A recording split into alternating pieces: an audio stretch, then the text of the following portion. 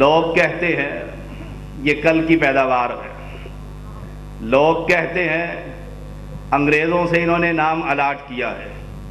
میں پہلے بھی کہا کرتا ہوں، اللہ نے اپنی کتاب کلام اللہ کو، محمد الرسول اللہ صلی اللہ علیہ وسلم کی احادیث مبارکہ کو، قرآن کہتا ہے وَيُعَلِّمُهُ الْكِتَابَ وَالْحِكْمَةَ وَالتَّوْرَاةَ وَالْإِنجِيلَ۔ عیسیٰ علیہ السلام دنیا میں آئیں گے، آنے کے بعد کس دین پر عمل کریں گے؟ اگر تمہارے دین پر عمل کرے تو تم سچے، اور اگر اللہ اس کتاب میں جس پر تمہارا بھی ایمان ہے، وہابیوں کا بھی ایمان ہے، کتاب ہماری ہے، ہمارے امام پر اتری ہے، اللہ نے عیسیٰ علیہ السلام کو جو قرب قیامت میں آئیں گے، ہمارا ایمان ہے، تورات کو بھی پڑھایا، ان سے پہلے نبی کی کتاب تھی، انجیل کو پڑھایا، ان کی اپنی شریعت تھی، اس کے بعد عیسیٰ علیہ السلام کو آسمان پر اٹھا لیا، دنیا میں دوبارہ آئیں گے، کیا اس امت محمدیہ کو تورات کا سبق دیں گے؟ آپ کہیں گے کہ نہیں۔ کیا اس امت محمدیہ کو انجیل پڑھائیں گے؟ ہر کلمہ پڑھنے والا، ہم ہوں یا ہمارے بھائی ہوں، وہ کہیں گے کہ نہیں۔ اگر میں سوال کر لوں کیا تمہارے بزرگوں کی لکھی ہوئی کوئی کتاب پڑھائیں گے؟ تو تم کہو گے جب موسیٰ کی شریعت نہیں پڑھائی جا سکتی، ہمارے بزرگوں کی شریعت کیسے پڑھائی جائے گی؟ پھر ہم سے پوچھو کہ وہ کون سی کتاب لے کر آئیں گے؟ قرآن کہتا ہے وَيُعَلِّمُهُمُ الْكِتَابَ وَالْحِكْمَةَ، اللہ نے جہاں تورات کو پڑھایا، انجیل کو پڑھایا، عیسیٰ کو اپنا قرآن بھی پڑھا دیا تھا، آنے سے پہلے محمد کی حدیث بھی پڑھا دی تھی۔ تو سب سے پہلی جماعت، حق جماعت، پہلی صدی سے لے کر ایک ہی جماعت ہے، اور اس کا نام جماعت اہل حدیث ہے۔ امام عامر شعبی رحمہ اللہ بڑے کبار تابعین سے ہے، چوٹی کے تابعی ہے، 500 صحابہ سے ملاقات کرتے ہیں، 48 صحابہ سے تعلیم حاصل کرتے ہیں، شاگردی کا شرف حاصل ہوتا ہے، 31 ہجری میں پیدا ہوتے ہیں، پہلی صدی ہے، 110 ہجری کے اندر فوت ہوتے ہیں۔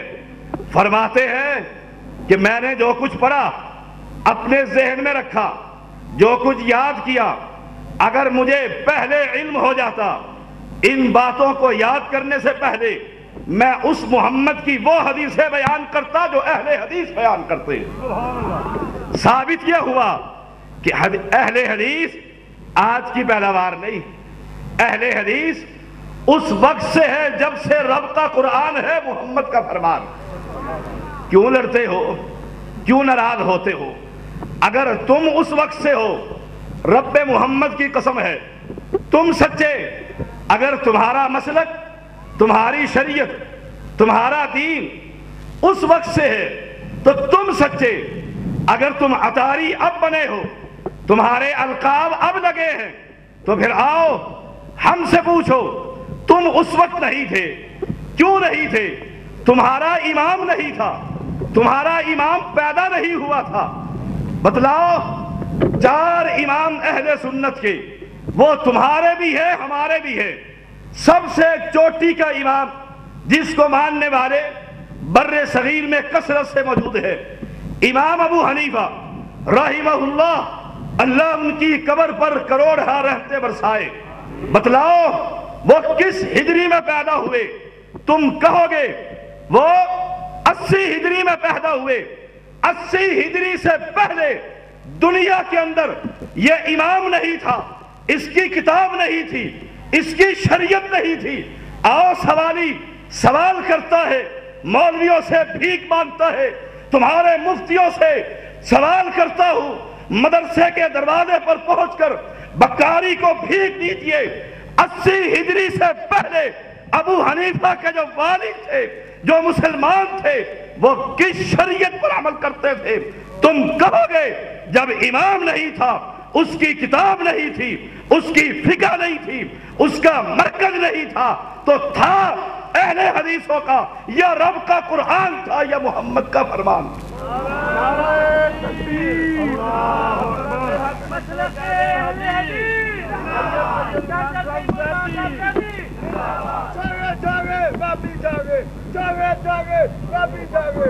سنیے،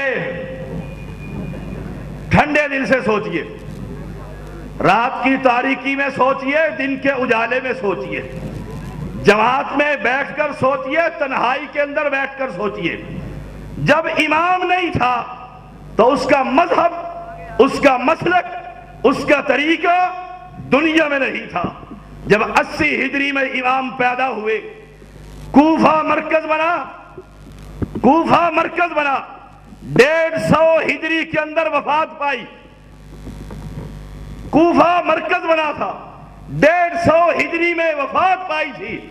گویا یہ مسلک، یہ مذہب، یہ مسائل 80 ہجری کے بعد، ان کے جوان ہونے کے بعد، عالم بننے کے بعد اس وقت بنے تھے۔ اور لوگوں، دلوں کو تھام کر سنو، کانوں کے ڈانٹ نکال کر سنو، جب یہ باتیں دنیا میں بنی تھی، ہم تو وہابی ہیں، ایک اللہ کو ماننے والے، نہ دنیا کے بنائے ہوئے کسی امام کی شریعت کو مانتے ہیں۔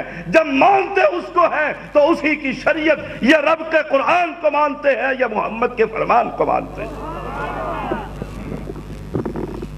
لڑائی والی بات نہیں، انتشار کی بات نہیں ہے۔ یہ ہمارے بھائی ہیں، کلمہ پڑھتے ہیں، نمازیں پڑھتے ہیں، مسجدیں بناتے ہیں، مدرسے بناتے ہیں، طالب علموں کا پر خرچ کرتے ہیں، صدقات اور خیرات دیتے ہیں۔ سوچنے کی بات یہ ہے، سوچنے کی بات کیا ہے؟ الزام یہ ہے ہم اماموں کو نہیں مانتے۔ میں نے امام عامر شعبی کا قول سنایا، آئیے امام محمد بن مسلم، میں ان کا قول سناتا ہوں۔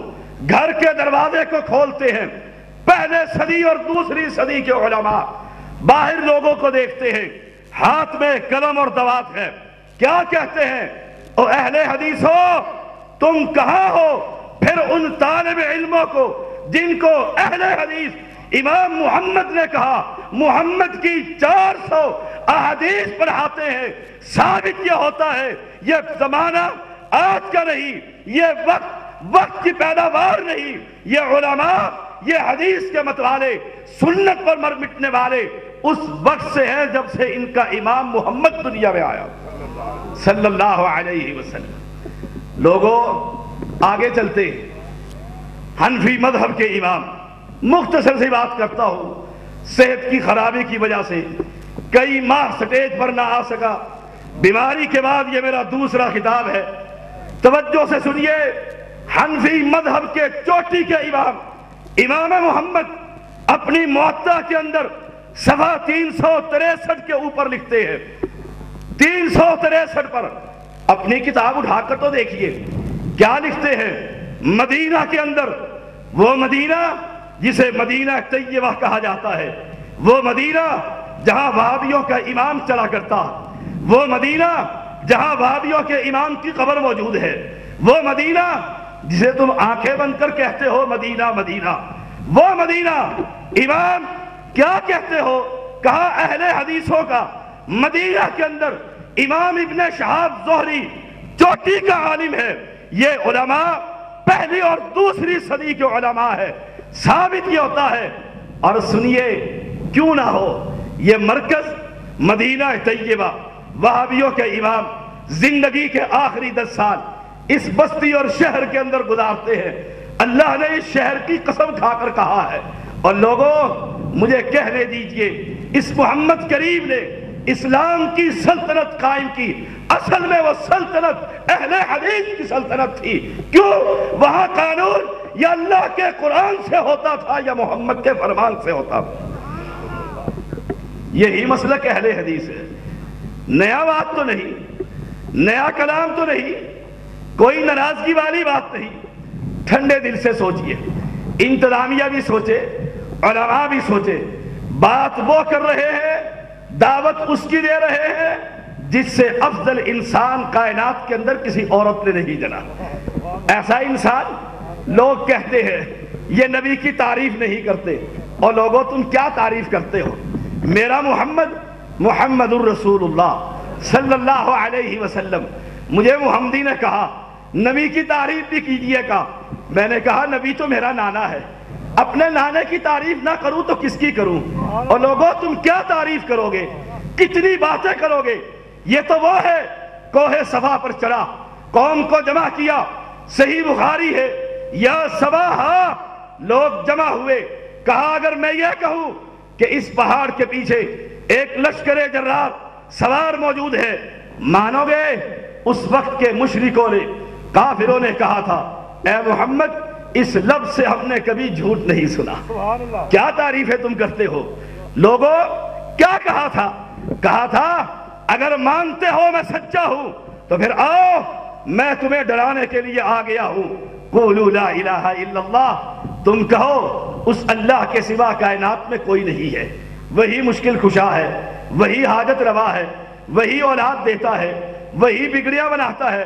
یہی دعوت دی آپ کا سگا چچا جس نے آپ کی پیدائش پر لونڈیا کو آزاد کیا تھا، کہتا ہے تبا لک یا محمد، اے محمد صلی اللہ علیہ وسلم تو نے اس لیے جمع کیا تھا، گالیاں دی، برباد ہو، غارت ہو، جو اس کے دل میں آیا۔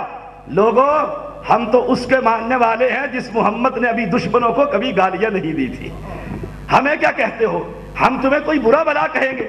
سوال ہی پیدا نہیں ہوتا۔ ہاں اس محمد کریم نے گالیاں نہ دی، اس کا رب سن رہا تھا، دیکھ رہا تھا۔ اللہ نے جبرائیل امین کو کہا جاؤ، اس نے تو ایک مرتبہ کہا ہے قیامت تک یہ قرآن جب تک پڑھا جاتا رہے گا، گالیاں محمد کو دی تھی، جواب محمد کا رب کی طرف سے ہوتا رہے گا۔